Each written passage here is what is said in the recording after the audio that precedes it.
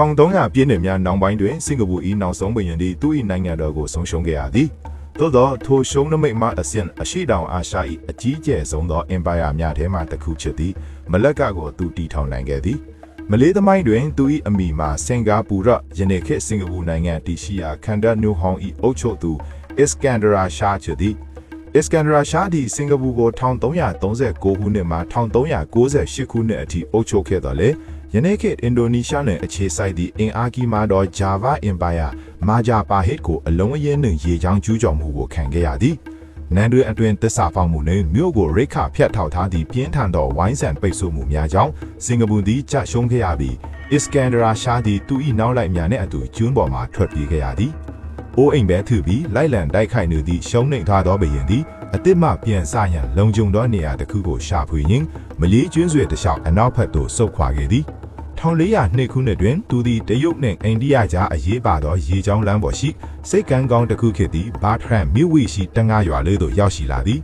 ဒဏ္ဍကများအရာအစ္စကန်ဒရာရှားသည်မလက်ကပင်အောက်မှတမင်ငယ်တကောင်ကသူ့ကိုလိုက်လံဖမ်းဆီးသည့်အမဲလိုက်ခွေးကိုပြလဲခုခံအနိုင်ယူသည်ကိုမြင်တွေ့သောအခါဤမြေသည်အောင်မြင်မိနမိတ်ရှိသောမြေဟုယူဆခဲ့သည်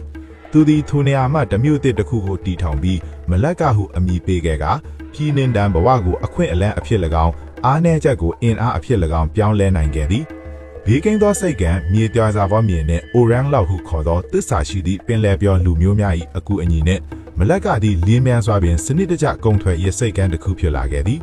နှစ်အနည်းငယ်တွင်မှပင်ဂျာဗာအိန္ဒိယတရုတ်မြန်မာနိုင်ငံတို့မှကုန်ပယ်များရောက်ရှိလာကြပြီး1405ခုနှစ်တွင်တရုတ်မင်းဧကရေကပင်မလက်ကကိုနိုင်ငံတစ်ခုအဖြစ်တရားဝင်အတိအမှတ်ပြုခဲ့သည်